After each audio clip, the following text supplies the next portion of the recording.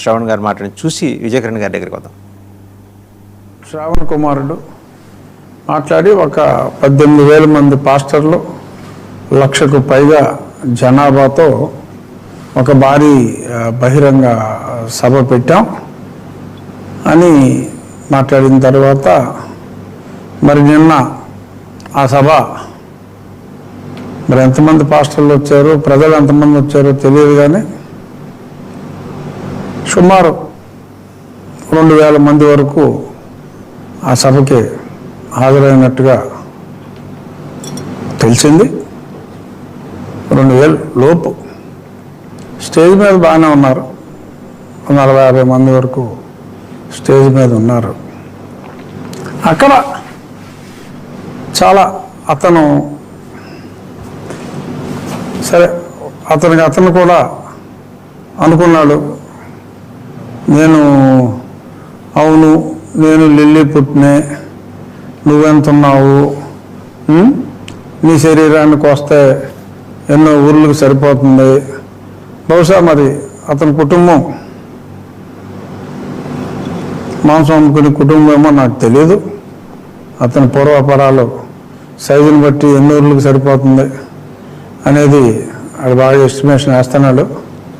Lily, okay lily, నీ వ్యాపారం నీది, ఎంతసేపు నువ్వు ఆదరిస్తూనే చూస్తావు, చూసుకో, ఇబ్బంది ఏమీ లేదమ్మా. 6% ఉన్న పవన్ కళ్యాణ్ పిఠాపురం తాలూకా అయితే 10% ఉన్నటువంటి శ్రవణ్ కుమార్ తాలూకాని మీరు ఎప్పుడు చెప్పుకుంటారండి? ఈ రాష్ట్రంలో ఎప్పుడు చెప్పుకుంటారు? రాష్ట్రంలో 1,10,00,000 మంది దళిత బహుజనులు శ్రవణ్ కుమార్ తాలూకాను చెప్పుకునే రోజు ఒక రోజు రావాలి. ఆ రోజు మాత్రమే మన సమస్యలు తీరుతాయి. ఒక తలుపు 2029లో రాష్ట్ర శాసనసభలో జడా శ్రావణ్ కుమార్ ఉప ముఖ్యమంత్రి అనే తలుపు మీకోసం తెరిచి ఉండే రోజు ఒక రోజు వస్తుంది. ఆ రోజు కోసం మీరందరూ కూడా వేచి చూడండి. రైట్. విజయకిరణ్ గారు, ముఖ్యమంత్రి పదవి అయితే మీకే ఉంచేస్తారు, ఆయన ఉప ముఖ్యమంత్రి పదవి తీసుకుంటారట ఆయన. అంటే ఐ హాస్ కన్ఫైన్డ్. ఏంటి ఈ సభ వెనక? సరే, కాసేపు వైసీపీ, కాసేపు బీజేపీ, కాసేపు టీడీపీ కూడా ఉందా? సార్, మీకు ప్యానెల్ సభ్యులకి ప్రేక్షకులకు అందరూ కూడా నమస్కారం అండి.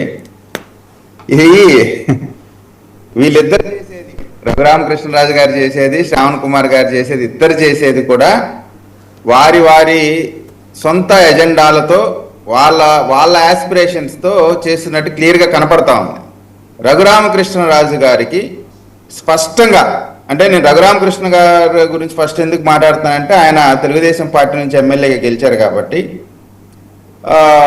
శ్రావణ్ కుమార్ గారు నేలకి కోస్తాను లేదా ఊర్లకు సరిపడేట్టు కోస్తా ఇవన్నీ మాట్లాడితే చట్టంలో క్లియర్గా బిఎన్ఎస్ 351 క్లాస్ 2లో చక్కగా ఆయనకి కావాల్సినటువంటి శిక్ష వేసేటువంటి ఏర్పాటు ఉంది. దాన్ని ఆయన ఉపయోగించుకోవచ్చు. ఖచ్చితంగా ప్రెస్ మీడియా ముందు కాకుండా ఆయన పైన కంప్లైంట్ చేయొచ్చు. అదే విధంగా ఇచ్చిన కంప్లైంట్ దిక్కులేదండి ఆయన, అదే కదా అనేది. ఇచ్చిన కంప్లైంట్ ఎందుకు నిర్వేదనలో గడిపారు ఆయన. ఇప్పుడు శ్రావణ్ కుమార్ కూడా SC/ST act, prevention of atrocities act 3 class 1 class R ప్రకారం ఆయన కూడా ఈయన్ని లిల్లీ పుట్ అన్నందుకు ఆయన కేసు పెట్టుకోవచ్చు. అంటే వీళ్ళిద్దరికి కూడా చట్టం అనేక రకాలైనటువంటి ఆప్షన్స్ ఉన్నాయి. అయితే వీళ్ళిద్దరు చేసేది ఏంటంటే ఈ ఎంటైర్ ఇష్యూకి, అంటే మళ్ళీ గతం తాలూకు లేదా ఎవరు ఏంటని చెప్పుకున్నప్పుడు ఖచ్చితంగా బికాజ్ ఆఫ్ ఎవరు అని అడిగితే మన సురేష్ గారు అడిగినట్టు బికాజ్ ఆఫ్ జగన్మోహన్ రెడ్డి. ఈ అన్నిటికి ఈ మొత్తానికి కారణభూతులు ఎవరు అంటే జగన్మోహన్ రెడ్డి గారే. అంటే ఆయన పాస్టర్లకు డబ్బులు ఇచ్చి చేయించాడంటారు ఇదంతా. చెప్తానండి సార్.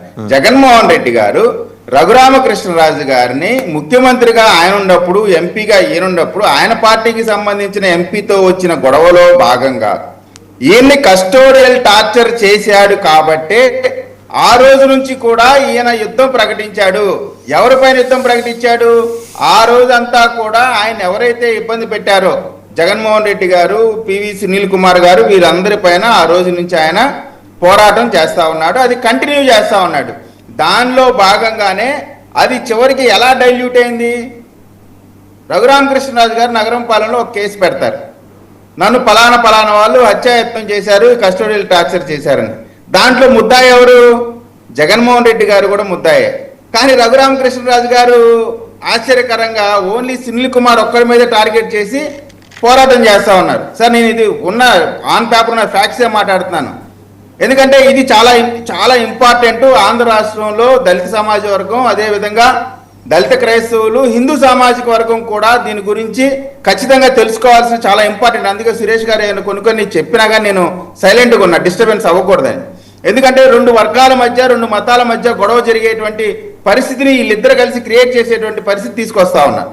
అటువంటి పరిస్థితి ఆంధ్రప్రదేశ్కి ఎప్పుడూ కూడా రాలేదు, ఈ భవిష్యత్తులో కూడా రాదు. కానీ వీళ్ళు రెచ్చగొట్టేటువంటి ప్రయత్నం చేస్తూ ఉన్నారు.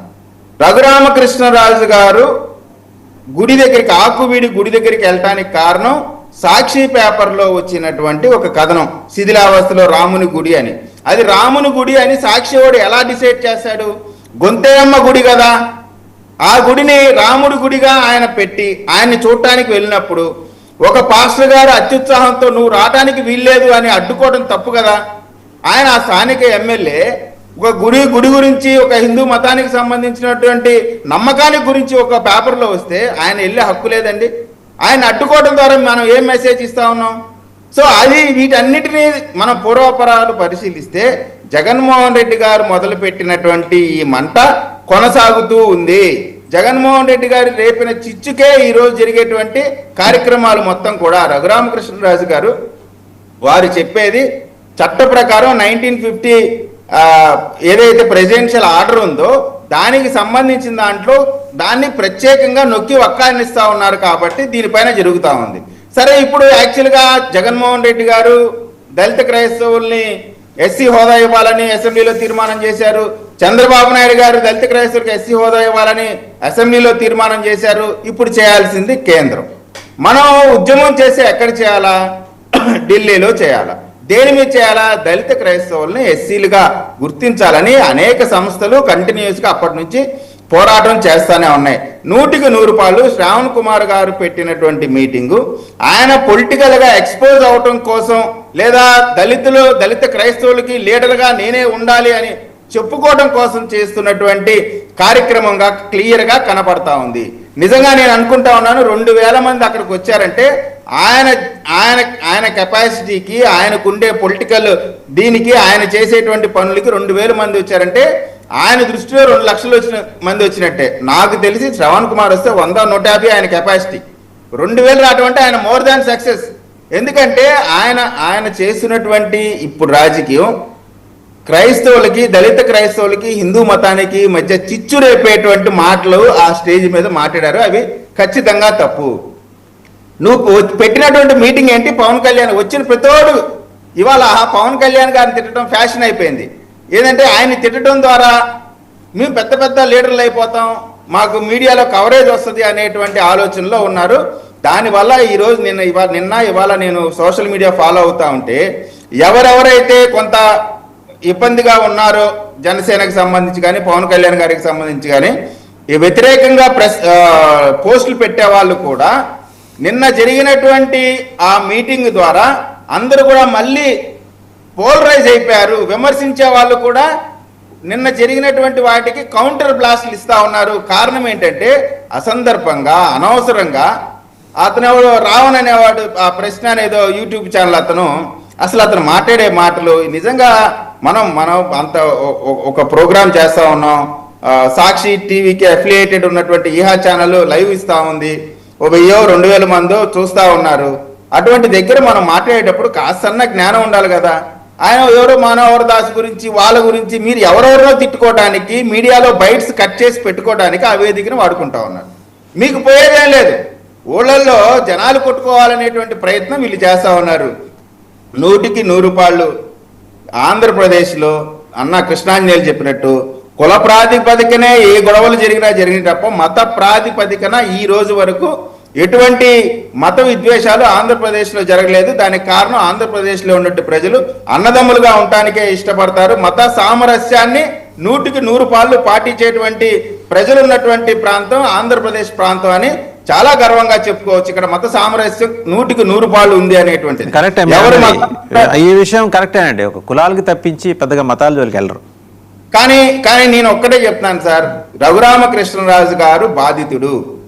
ఆయన బాధితుడుగా ఉన్నాడు కాబట్టి, ఆయన కొట్టారు కాబట్టి ఆయన పోరాటం చేస్తా ఉన్నాడు. ఇది త్రిపులారికి, రఘురామకృష్ణరాజు గారికి లేదా శ్రావణ్ కుమార్ గారికి మధ్య మాత్రమే జరుగుతున్నది. ఎంటైర్ దళిత సామాజిక వర్గానికో లేదా దళిత క్రైస్తవులకో వీళ్ళు నాయకులు కాదు, వీళ్ళకి సంబంధం కూడా లేదు. వీళ్ళు ఇన్ని సంవత్సరాల్లో 76 సంవత్సరాల్లో వీళ్ళు చేసిన పోరాటం ఏంటో ఒక్కటి చెప్పానండి.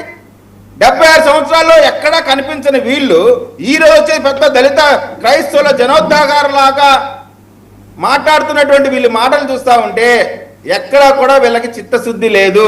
నేను అసలు శ్రావణ్ కుమార్ కొంచెమన్నా జ్ఞానం ఉందండి.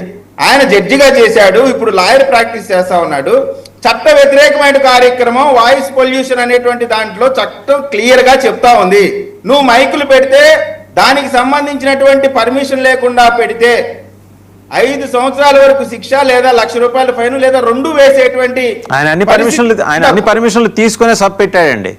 వాళ్ళు చెప్పిన టైం లోపలే ముగించాడు. వాళ్ళు చెప్పిన టైం లోపలే ముగించాడు. రఘురామకృష్ణరాజు గారు రఘురామకృష్ణ గారు అన్నమాట ఇంకోటి గుర్తు చూసుకోండి. క్రైస్తవులైనా, హిందువులైనా, ముస్లింలైనా ఎవరైనా సరే మైకులు బయటికి పెట్టి ప్రజలకు ఇబ్బంది కలిగిస్తే మాత్రం కేసులు పెడతారు అనేటువంటి మాట ఆయన చెప్పాడు. కానీ శ్రావణ్ కుమార్ దాన్ని ఎట్లా ఇంటరప్ట్ చేస్తున్నాడు? క్రైస్తవులు చర్చిల మీద పెట్టని అన్నావు కదా, క్రైస్తవులందరూ మైకులు పెట్టండి, ఎవడన్నా వస్తే నేను చూసుకుంటా. ఏంది నువ్వు చూసుకునేది? నువ్వెంత, నీ కెపాసిటీ ఎంత? చట్ట వ్యతిరేకంగా చేయమని చెప్పడానికి అసలు నువ్వు ఎవడివి? వాడిని నరుకుతా వీడిని నరుకుతా అని చెప్తే నువ్వేమైనా చట్టానికి అతీతుడివా? నువ్వు ఓన్లీ బికాజ్ దళిత కార్డు అడ్డం పెట్టుకున్నావు, దళిత క్రైస్తవులు సభ పెట్టావు కాబట్టి నువ్వు ఇది చెప్తావు. అసలు క్రైస్తవత్వం ఏం చెప్తుంది? క్రైస్తవత్వం గురించి మాట్లాడేటప్పుడు క్రైస్తత్వం ఏం చెప్తుంది? బైబిల్ ఏం చెప్తుంది? నువ్వు ఇలాగ నరకమని చెప్పిందా, సంపమని చెప్పిందా? కాబట్టి నేను ఒక్కటే చెప్తా ఉన్నాను సార్, వీళ్ళు క్రైస్తవులకు కానీ దళితులకు కానీ లీడర్లు కాదు. మీకు బాగా తెలిసినటువంటి ఒక స్టోరీ ఉంది, చార్లెస్ చాప్లిన్ స్టోరీ. నిజమైన చార్లెస్ చాప్లిన్ వెళ్తే కూడా నటించేవాడే ఫస్ట్ ప్రైజ్ కొట్టినటువంటి స్టోరీ కూడా మీకు తెలుసు. సో ఇటువంటి వీళ్ళు చేసేటువంటి డ్రామా వాళ్ళ ఎగ్జిస్టెన్స్ కోసం, బార్గెనింగ్ పెంచుకోవటం కోసం, ఈయనకి 10 లక్షల మంది రావాలంట సార్, అసెంబ్లీలోకి వెళ్ళాలంటేనంట శ్రావణ్ కుమార్ తాలూకా అని చెప్తే లోపలికి పంపించేయాలంట సార్. ప్రాసెస్ ఉంటాయి సార్. ముఖ్యమంత్రి గారి తాలూకా అయినా సరే పర్మిషన్ తీసుకొని సెక్రటేరియట్లోకి వెళ్ళాలన్నా, అసెంబ్లీలోకి వెళ్ళాలన్నా పర్మిషన్. అదేనండి, నన్ను గెలిపించండి నేను సభకి వెళ్తానన్నాడు, అంతకుమించి ఆయన ఏం అనలేదు. నన్ను గెలిపించండి అన్నాడు. శ్రావణ్ కుమార్ లోపలికి వచ్చామని చెప్పలే ఆయన. సార్ సార్ మీరు వినండి కావాలంటే క్లియర్. అసలు పర్మిషన్ లేదు, గారి తాలూకాని లోపలికి తోసుకొని వచ్చేటవేనంట. నేను విన్నాను. ఎందుకు విన్నానంటే ఇది ఒక దళితులకు సంబంధించి, దళిత క్రైస్తవులకు సంబంధించి ఆంధ్రప్రదేశ్లో ఒక అభద్రతా భావం క్రియేట్ చేసేటువంటి ప్రయత్నం చేస్తా ఉన్నారు. ఎవరెవరు చేస్తా ఉన్నారు? ప్రధానంగా శ్రావణ్ కుమార్ గారు లేకపోతే సునీల్ కుమార్ గారు, వీళ్ళందరూ కూడా వాళ్ళకు వచ్చిన సమస్యని ఎంటైర్ దళిత సామాజిక వర్గానికి, ఎంటైర్ దళిత క్రైస్తవులకు వచ్చినట్టు వాళ్ళు మాట్లాడుతూ ఉన్నారు. వాళ్ళు చేసిన తప్పులకి జగన్మోహన్ రెడ్డి గారి ఇగోని ఆనందపరచడం కోసం సునీల్ కుమార్ గారు ఇంప్లిమెంట్ చేసిన కస్టోడియల్ టార్చర్ తెచ్చిన తంట మాత్రమే ఇది. దాంట్లో ఎటువంటి అతిశయోక్తి లేదు. కృష్ణాంజనేయులు గారు, ఇప్పుడు తెలుగుదేశం పార్టీ సూత్రీకరణ చూస్తే, అంటే justifying their act or their way of executing the things చూస్తే కనుక చాలా కన్విన్సింగ్ ఉంటాయి సాధారణంగా. అది వాళ్ళ ఆర్టికులేషన్, 40 ఏళ్ళ పార్టీ కదా, మాత్రం ఉంటుంది వాళ్ళకి. అసలు విషయానికి వస్తే ఇప్పుడు శ్రవణ్ కుమార్ వ్యక్తిగత సమస్య, లేదా పివి సునీల్ కుమార్ వ్యక్తిగత సమస్య. ఈ ఇద్దరు వ్యక్తిగత సమస్యలకి జగన్మోహన్ రెడ్డి వెనకాల ఎందుకు ఉండాలి? ఒకటి. రెండోది, జగన్మోహన్ రెడ్డి పాస్టర్ల సభకి ఫండింగ్ ఎందుకు చేయాలి? ఈ ప్రశ్న కూడా వచ్చింది ఆయనకి. అంటే వీళ్ళకి ఫండింగ్ చేస్తే కానీ ఆయన పార్టీ నడుపుకోలేనంత దుస్థితిలో గెలిపాడు జగన్మోహన్ రెడ్డి, ఎంత 11 వచ్చినా. వాసుదేవన్ గారు, ఇప్పుడు ప్రతిపక్షంలో ఉన్నటువంటి పార్టీ ఖచ్చితంగా అధికార పార్టీ పైన ఎవరైనా విమర్శలు చేస్తుంటే వాళ్ళని పరోక్షంగా ప్రోత్సహించడమో ప్రత్యక్షంగా ప్రోత్సహించడమో ఇది రాజకీయాల్లో సహజమైనటువంటి ప్రక్రియ. ఖచ్చితంగా నిన్న జరిగినటువంటి దళిత క్రిస్టియన్లకు సంబంధించినటువంటి సభ ఆ సక్సెస్ అవటం వెనక వాళ్ళకైతే ఎవరో వైఎస్ఆర్ కాంగ్రెస్ పార్టీ డబ్బులు ఇవ్వటమో, వాళ్ళు పని చేస్తేనో లేదా వాళ్ళు సహకరిస్తేనో వీళ్ళు సభ పెట్టుకునేటువంటి పరిస్థితులు లేరు. దళిత క్రిస్టియన్లు అంటే చర్చికి ఈ రోజున చాలా ధనవంతులుగా ఉన్నారు, ఏమి ఇబ్బంది లేదు. క్రిస్టియన్లు అందరూ బాగా దశమ భాగాలు ఇచ్చి వాళ్ళని ప్రోత్సహిస్తున్నారు, చర్చిలను కూడా వాళ్ళంతా వాళ్ళు ప్రోత్సహించుకుంటున్నటువంటి పరిస్థితి ఉంది. ఇప్పుడు అక్కడ పాస్టర్లందరికీ ఖచ్చితంగా సభ జరగాలి అని అంటే వాళ్ళ దగ్గర ఉండేటువంటి జనాభాని వాళ్ళని తీసుకొని వెళ్ళినా కానీ సభ సక్సెస్ అయింది. కొన్ని లక్షల మంది గ్యాదర్ అయ్యేదానికి అవకాశం ఉంటది, కాదనటం లేదు. అయితే ఇక్కడ ఇది రాజకీయ పరమైనటువంటి రంగు పులుముకున్నటువంటి సభ కింద మారినటువంటి పరిస్థితి ఉంది. దీని వల్ల దళిత క్రిస్టియన్లకు కూడా జరగాల్సినటువంటి లాభం జరిగేటువంటి పరిస్థితులు కనపడటం లేదు. ఎందుకనంటే ఇది రాజకీయ పరమైనటువంటి అంశంగా ఇదేదో ప్రభుత్వం మీద పోరాటం కింద తీసుకొని ఉంటే వాళ్ళకి ఎట్లా లాభం జరిగిద్ది? ఇది కేవలం ఏదో రఘురామకృష్ణరాజు మీద పోట్లాట కింద మార్చేశారు ఆ సభని. రఘురామకృష్ణరాజు ఎవరండి? ఆఫ్టర్ ఆల్ ఒక ఎమ్మెల్యే అంతే తప్ప అతను పట్టుకొని అతని దగ్గర అతను ఇచ్చేసి అతని మీద పోరాటం కింద మారిస్తే దళిత క్రిస్టియన్లకు లాభం జరిగిద్ది. ఏం జరిగింది? ఇది హిందూ క్రిస్టియన్ల మధ్య ఘర్షణ ఉంది ఆంధ్రప్రదేశ్ లో. అంటే ఖచ్చితంగా మెజారిటీ ఓట్లు కావాలనుకునేటువంటి బీజేపీయో ఇతర పార్టీలకో లేదా బీజేపీతో కలిసి ఉండేటువంటి పార్టీలకో లాభం జరిగేటువంటి అంశంగా ఉంటుంది. బీజేపీ ఎందుకు మాట్లాడలేదు సార్? ఇప్పుడు మొత్తం ఎపిసోడ్ లో బీజేపీ సైలెంట్, వైసీపీ వాయిస్ ఏదో ఇందాక